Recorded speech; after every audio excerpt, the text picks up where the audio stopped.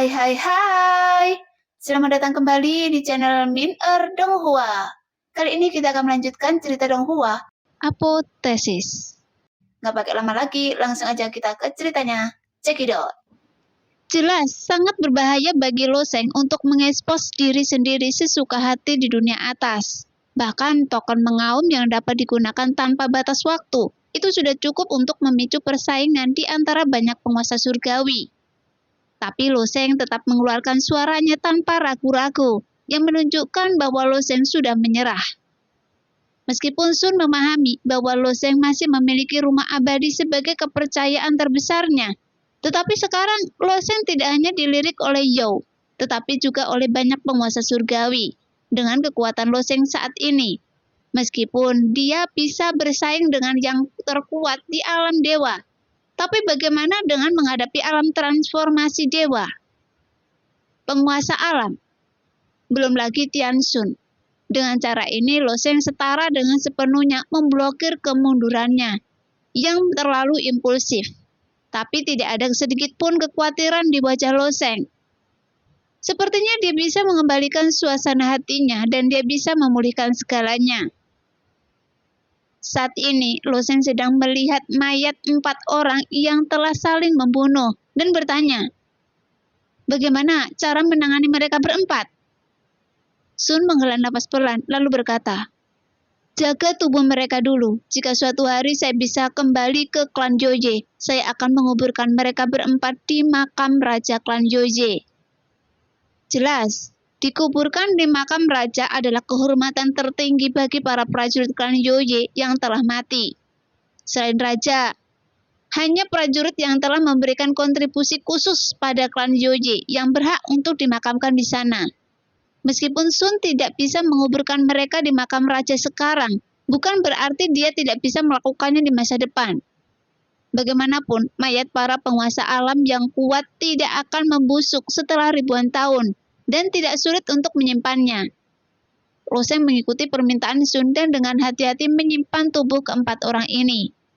Pada saat ini, Sun hanya melayang di bagian belakang cakram reinkarnasi dan akhirnya berdiri diam di depan tombak. Sebelum bunuh diri, Mei membuang tombaknya. Namun kini tombak itu tertancap di celah permukaan cakram reinkarnasi. Tombak Baichen itu ditempa dari Baichen Tianjing dan saya memberikannya kepada Mei saat itu. Tapi dia masih menggunakan senjata ini, kata Sun lembut.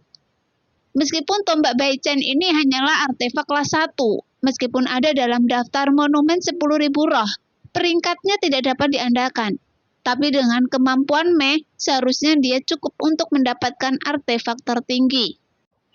Tapi dia bersikeras menggunakan senjata ini.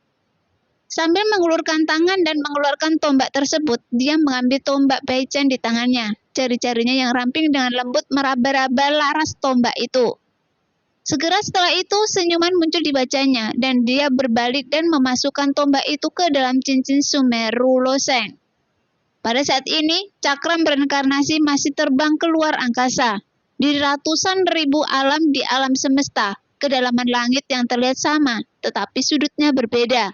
Dan susunan bintangnya juga sedikit berbeda.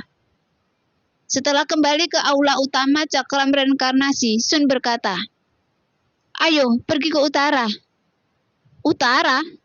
Loseng bertanya dengan aneh. Sun sedikit mengangguk. Ya. Sebelum meninggal, dia meninggalkan kalimat dan menyebut bintang malam utara. Dan sudah lama sekali ketika Sun dan mereka berempat berlatih di bintang malam utara. Pada saat itu, tingkat kultivasi Mei tidak cukup. Tetapi dia mengatakan bahwa ketika tingkat kultivasinya meningkat, dia akan meninggalkan semua perselisihan dan melakukan perjalanan ke seluruh dunia. Kemana Anda paling ingin pergi? Sun bertanya saat itu. Dihadapkan pada pertanyaan Sun, Mei berpikir sejenak lalu menunjukkan ke langit. Bintang paling mempesona di selatan bintang malam utara. Dan Mei telah mengatakan lebih dari sekali bahwa ketika dia terbang keliling dunia, tujuan pertamanya adalah bintang malam utara. Meskipun lokasi bintang malam utara berada jauh di dalam ratusan alam klan Yoye, ketika Mei menyebut bintang malam utara, dia tentu saja tidak ingin Sun pergi ke sini.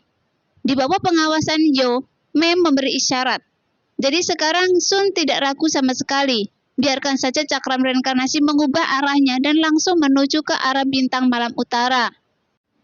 Meskipun pemusnahan sudah mati dan dia selamat dari gelombang serangan pertama Zhou, baik Lo Sheng maupun Sun tidak merasa santai sama sekali. Dengan karakter Zhou, dia tidak akan pernah membiarkan mereka pergi begitu saja, dan pasti akan ada pengejaran yang lebih kuat di belakangnya. Menghadapi putaran pengejaran berikutnya yang mungkin terjadi kapan saja, Lo Sheng harus melakukan persiapan yang matang terlebih dahulu. Lagi pula dialah yang mengendalikan cakram reinkarnasi, jadi memungkinkan Mingsu bisa memasuki jurang reinkarnasi lagi. Setelah memasuki lingkaran ketiga dan keempat, dia mendapatkan semua harta yang ditinggalkan oleh Dewa Surgawi kuno. Pada lingkaran ketiga, yang tertinggal adalah potongan senjata sihir pertahanan. Sedangkan di lingkaran keempat terdapat berbagai material langka yang digunakan untuk menyempurnakan senjata di era ini. Dan mereka sangatlah penting di mata Lian Sensi. Setelah semua persiapan ini dilakukan, urutan kata gen muncul di tangan Lo Sheng. Urutan karakter gen ini dalam arti tertentu bukanlah untuk berteleportasi. Dia tidak hanya mengirimkan Lo Sheng pergi dalam arti tertentu, tapi itu adalah rumah abadi itu sendiri, atau juga melalui karakter gen. Proyeksi rumah abadi. Saat Lo Sheng menuangkan sedikit energi sejati ke dalam token karakter gen, token karakter gen berkembang dengan kilo samar. Seluruh token itu seperti balok lilin yang meleleh dan mulai berputar dan berubah. Pada akhirnya itu berubah menjadi rumah peri mini seukuran telapak tangan. Sebelumnya, Sun pernah melihat Lo Sheng menggunakan token karakter gen ini, jadi dia tidak terkejut. Namun Mingsu dan Lian Sensi sangat penasaran saat ini. Apalagi Lian Sensi adalah pemurni senjata paling ampuh di dunia pada era terakhir. Pastinya tidak sesederhana membuat senjata, tapi sebuah token yang bisa berubah bentuk, itu masih mengejutkannya. Benda apa ini? Dari sudut pandang Lian Sensi, dia tidak tahu terbuat dari apa bahan token itu. Selain hukum ruang yang sangat khusus, sepertinya token itu mengandung berbagai hukum sebab dan akibat yang belum pernah dia dengar. Meskipun hukum sebab dan akibat yang terdapat di setiap putaran surga berbeda, pada dasarnya keduanya tetap sama. Bahkan jika itu adalah artefak tertinggi di bawah langit, dia pasti dapat melihatnya. Tapi rumah abadi mini ini jelas di luar pengetahuannya. Setelah Lo Sheng melemparkan rumah abadi ke tanah dengan lembut, dan rumah abadi dengan cepat mulai berkembang dan menjadi lebih besar. Dengan panjangnya 8 kaki dan lebar 8 kaki, dibandingkan dengan Lo Sheng dan yang lainnya, rumah abadi ini masih sangat kecil dan hanya mencapai dada Lo Sheng. Sepertinya versi miniatur buatan manusia dari atraksi tersebut. Tapi itu cukup bagi Lo Sheng dan yang lainnya untuk masuk. Masuk! Setelah Lo Sheng selesai berbicara, dia berjalan melewati pintu kecil rumah abadi. Di saat yang sama, Lian Sensi, Mingsu, dan Sun juga masuk. Saat mereka masuk, pemandangan di sekitarnya berubah secara drastis. Rumah abadi yang awalnya pendek, sekarang menjadi sangat tinggi, dengan tembok yang menjulang tinggi mencapai 100 kaki. Mingsu memandang segala sesuatu di sekitarnya dengan rasa ingin tahu. Rumah abadi ini memang sangat baru baginya. Dia benar-benar tidak tahu dari mana Lo Sheng berasal. Mungkinkah rumah abadi seperti itu dimiliki oleh prajurit alam laut dewa? Ini rumah abadi. Wajah Lian Sensi dipenuhi dengan keheranan. Mingsu hanya ingin tahu. Dia tahu bahwa rumah peri ini bukanlah masalah kecil, tetapi dengan mata Mingsu, dia tidak dapat melihat sesuatu yang istimewa. Tapi Lian Sensi berbeda. Saat matanya tertuju pada dinding rumah abadi, 2 lampu di kepala boneka itu mulai berkedip. Tuanku! Lian Sensi baru saja maju selangkah. Sulit membayangkan tubuh boneka tua ini bisa memiliki kecepatan seperti itu. Kemudian dia bergegas ke dinding, mengulurkan cakarnya, dan dengan lembut menggoreskan garis pada batu bata biru di dinding. Meskipun batu bata biru ini tidak terlalu kuat, setelah tergores oleh cakar logamnya, tersisa alur yang dangkal. Namun setelah beberapa saat, alur tersebut mulai menggeliat dan kemudian kembali normal. batu bata biru yang terbuat dari guang Vansa. Nada suara Lian Sensi sangat bersemangat. Dia mundur 2 langkah, melihat ke tembok besar yang tingginya 100 kaki, dan kemudian berkata dengan lebih bersemangat. Bukan itu saja, tapi semuanya ada di dinding ini. Ingsu bertanya dengan rasa ingin tahu. Apa itu guang Vansa? Di matanya itu hanyalah batu bata biru biasa. Ini adalah bahan terbaik. Ini tidak mungkin. Bahkan jika Anda menghabiskan seluruh dunia untuk mengumpulkan bahan-bahan seperti itu. Saya jadi gila. Lian Sensi sepertinya tidak bisa mengendalikan emosinya. Lian Sensi dengan gila-gilaan melemparkan dirinya ke atas batu bata biru, seolah-olah dia sedang melihat kekasih kesayangannya.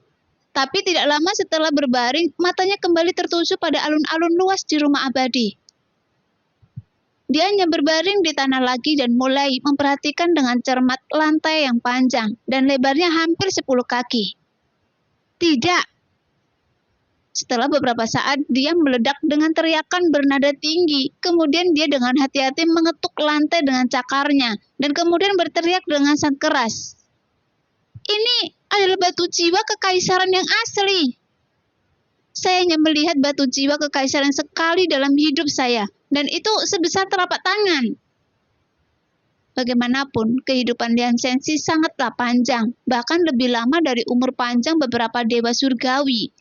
Seperti yang dia katakan, batu jiwa kaisar ini memang keberadaan yang sangat langka. Namun, lantai alun-alun besar di rumah abadi ini terbuat dari seluruh batu jiwa kekaisaran. Jadi ini terdengar sangat berlebihan. Melihat ekspresi gila Lian Sensi, Lo Shen juga memiliki senyuman di wajahnya. Kali ini dia membawa masuk seorang pria yang berpengetahuan. Lo Shen secara alami tahu bahwa rumah abadi ini luar biasa, tetapi dengan matanya, dia tidak memperhatikan lantai dan dinding. Tapi dia tidak menyangka bahwa bahan yang digunakan untuk membangun rumah abadi ini sangat langka. Saat ini, Afu muncul. Ketika dia datang untuk menyambut Lo Shen, dia membungkuk sedikit dan berkata sambil tersenyum. Tuan, Anda kembali. Lo Shen mengambil kendali atas 3 token dan menjadi master pertama dari rumah abadi ini dan menjadi murid pemilik rumah abadi. Tapi sebelum Lo Shen berbicara, putra dewa pemurnian bergegas menuju Afu lagi. Boneka! Lian Sensi memandang Afu dari atas ke bawah, bahkan memukul kaki Afu beberapa saat. Lalu menepuk dada Afu. Itu benar-benar boneka. Ya Tuhan, seseorang di dunia ini benar-benar bisa membuat boneka yang sempurna.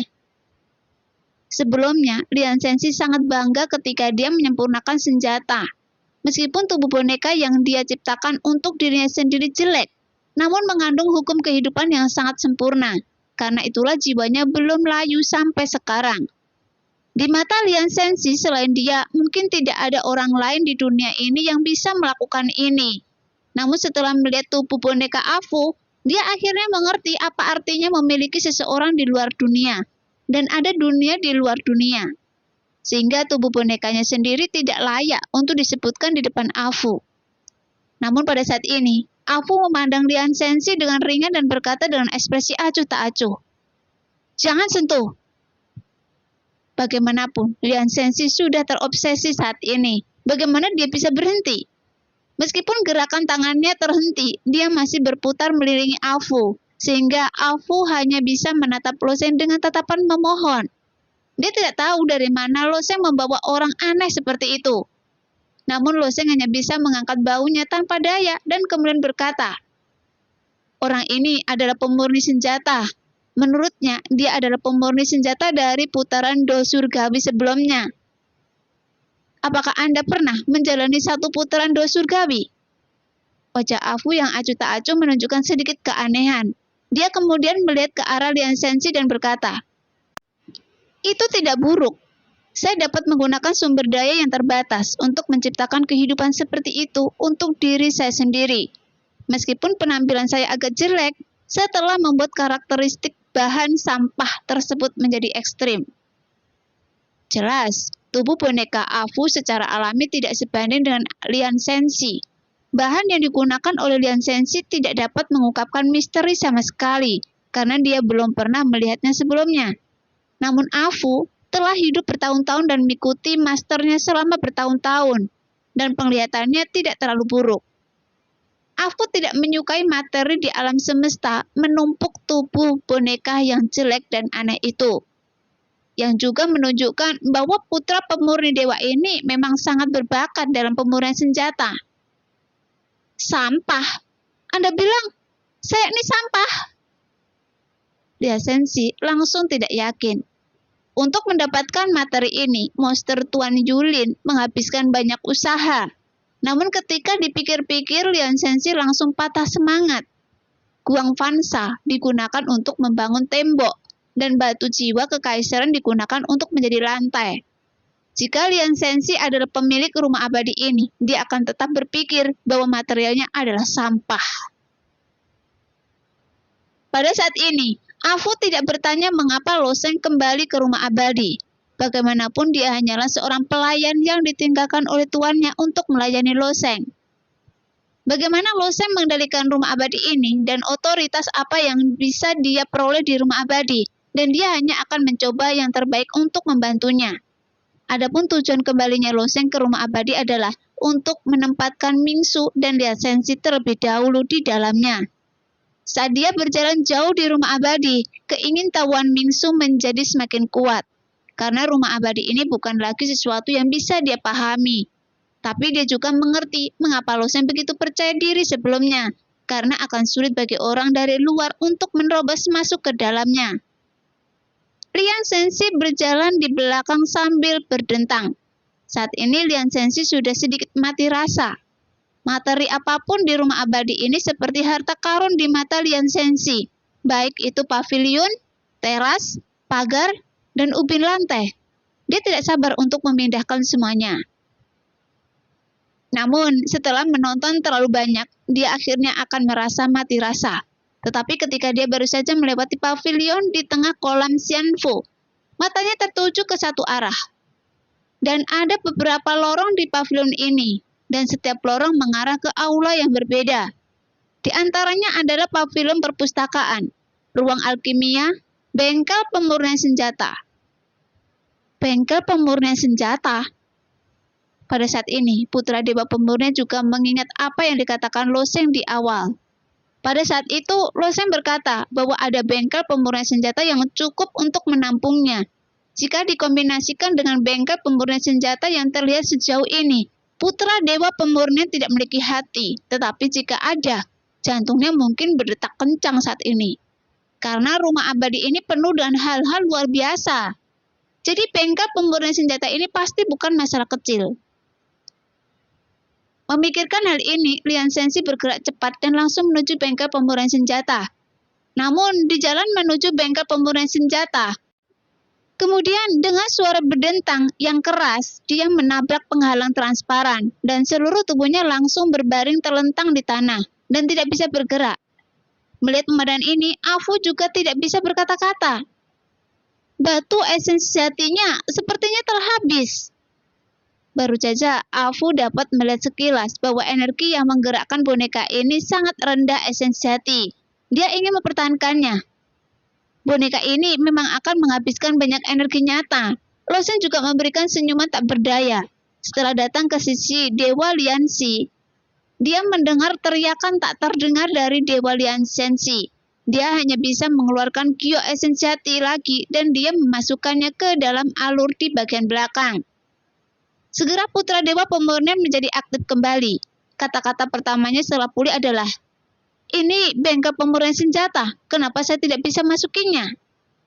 Loseng mengangkat bahunya, menggelengkan kepalanya dan berkata, "Sederhana sekali, saya tidak memiliki izin dari bengkel pemurnian senjata ini." "Hah?" Lian Sensi berteriak dengan sedih, berbaring di penghalang tak kasat mata, menatap bengkel pemurnian senjata dengan penuh semangat, seolah-olah dia ingin melihat melalui pintu bengkel pemurnian senjata. "Bagaimana saya bisa mendapatkan izin?" "Itu tergantung keberuntungan," kata Loseng ringan. Loseng pasti akan terus melanjutkan perjalanannya. Bagaimanapun Loseng hanya memiliki 3 token di tangannya. Namun Loseng tidak yakin apakah dia bisa mendapatkan token tersebut untuk membuka bengkel pemurnian senjata di bagian jalan berikutnya. Jadi bagaimana dia bisa memberikan jawaban padanya? Melihat bahwa dia tidak memiliki harapan untuk memasuki bengkel pemurnian senjata, putra pemurnian dewa secara alami sangat kecewa. Dia mengikuti Lo Sheng hampir di setiap langkah, tetapi dia terus bertanya, itu tergantung pada keberuntungan. Tapi keberuntungan seperti apa yang harus kita miliki untuk membuka bengkel pemurnian senjata ini? Mendengar itu, Afu yang memimpin berkata dengan tenang, dengan keterampilan pemurnian senjata Anda, bahkan jika Anda membuka bengkel pemurnian senjata, Anda tidak memenuhi syarat untuk mengendalikannya. Bagaimana bisa? Menghadapi keraguan Afu, bagaimana Lian Shenxi bisa diyakinkan? Orang lain boleh mempertanyakan segala hal tentang dirinya, termasuk kehidupannya dan segala hal tentang dirinya. Namun dia tidak akan pernah membiarkan orang lain mempertanyakan metode pemurnian senjatanya. Dia rela berubah menjadi boneka yang tidak seperti manusia atau hantu, hanya untuk bagaimana dia bisa bertahan hidup di dunia ini dan mempelajari metode pemurnian senjatanya. Namun, Afu hanya tersenyum tipis, menunjuk ke perpustakaan dan berkata, perpustakaan master berisi segalanya. Ada juga banyak buku tentang pemurnian senjata, dan Anda dapat mempelajarinya. Lian Shenxi mengikuti Lo Sheng dengan sangat tidak yakin dan memasuki pavilion perpustakaan. Sekarang dia telah datang ke rumah abadi, dan Lo Sheng berencana untuk menempatkan Mingsu dan yang lainnya di sini terlebih dahulu. Warisan keterampilan Mingsu berasal dari dunia tempat dia awalnya tinggal. Jadi dia menyarankan Mingsu untuk memilih buku keterampilan lain yang cocok untuk latihannya. Dan proses seleksinya hampir sama seperti sebelumnya. Perlu disebutkan bahwa ketika Lian Shenxi memasuki perpustakaan, dia tidak bisa lagi bergerak. Dan dia tidak bisa berlatih.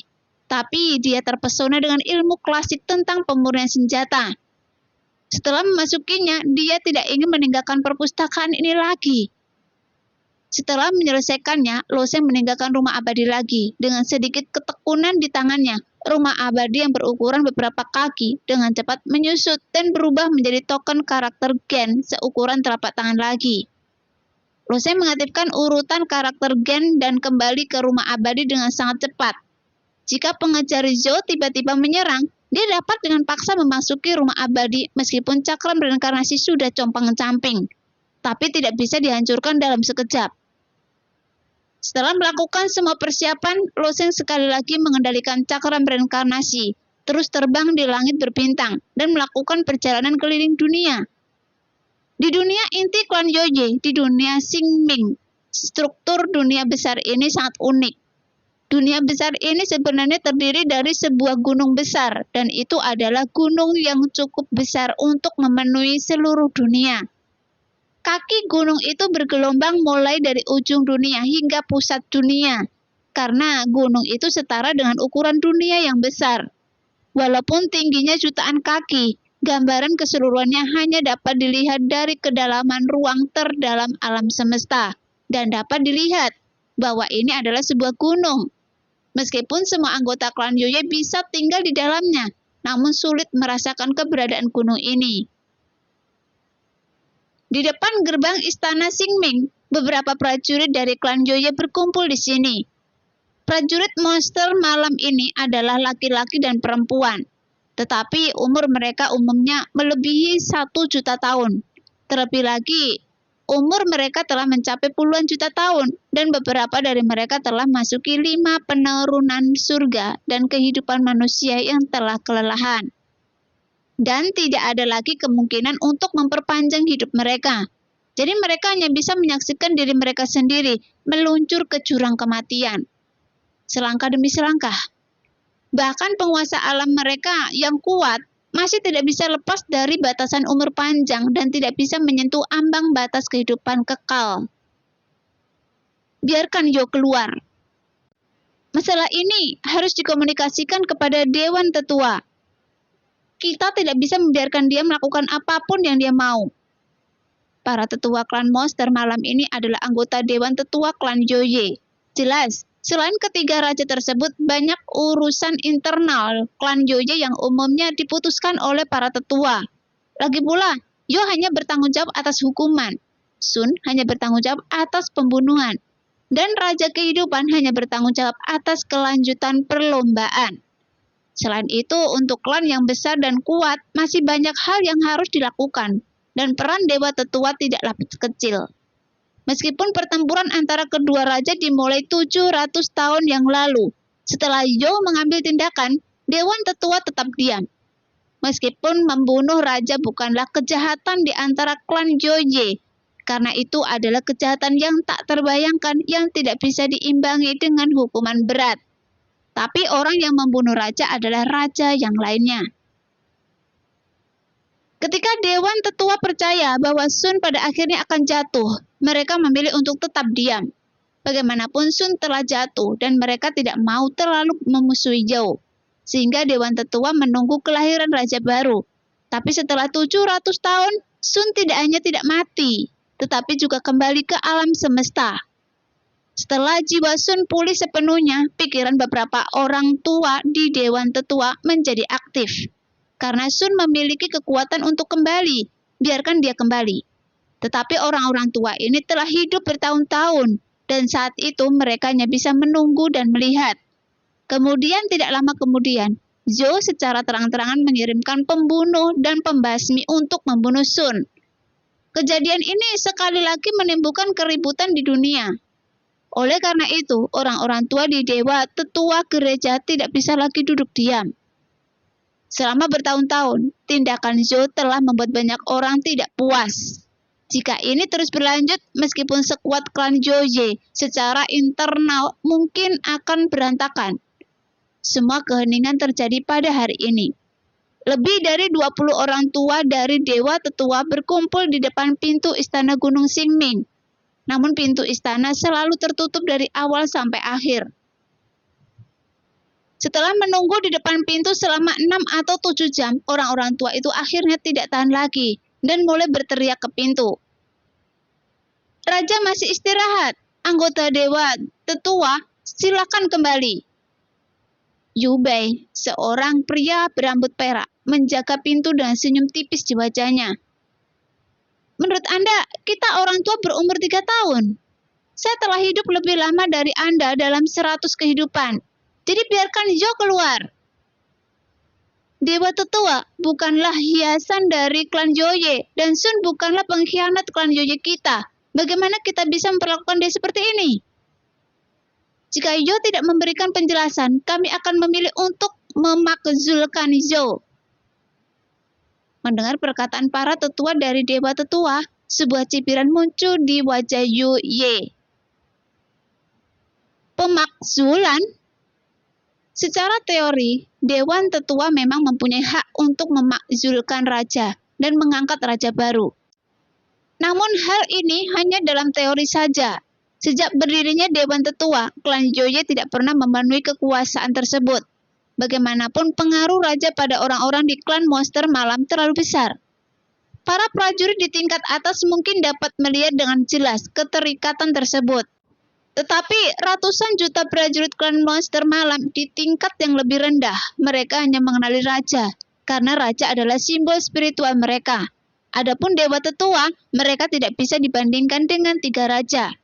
Oleh karena itu, ancaman dari Dewan Tetua ini hampir tidak ada gunanya.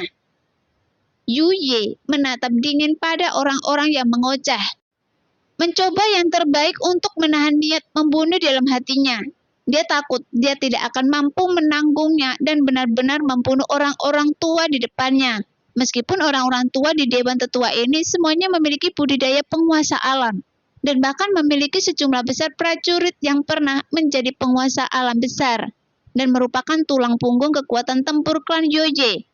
Mereka juga telah hidup di dunia terlalu lama, dan waktu bagaikan ular tak kasat mata, menggali ke dalam tubuh mereka dan mengikis kekuatan mereka.